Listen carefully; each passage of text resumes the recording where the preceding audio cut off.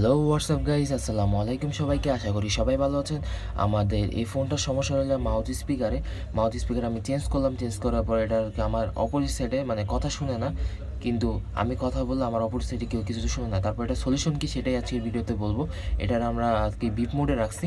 Beep মোডে রাখার পরে আর কি বাজার মোডে রাখছি। অনেকজন বিপ মোড বলে, অনেকজন বাজার মোড বলে, যেটাই বলে। এখন আমরা এটা চেক করব যে এটার কোন জায়গা থেকে অনলাইন। এটার উপরের সাইডে কিছু আর কি ক্যাপাসিটার আছে, রেজিস্টার আছে, এগুলো আর কি আমরা মেপে দেখবো যে কোন জায়গা থেকে কোনটা লাইন দিলে ওকে হবে। আমরা ফার্স্টে প্লাস লাইন ধরলাম।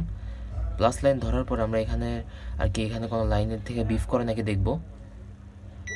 দেখতেছে এই যে বিফ করতেছে, এখানেও বিফ করতেছে।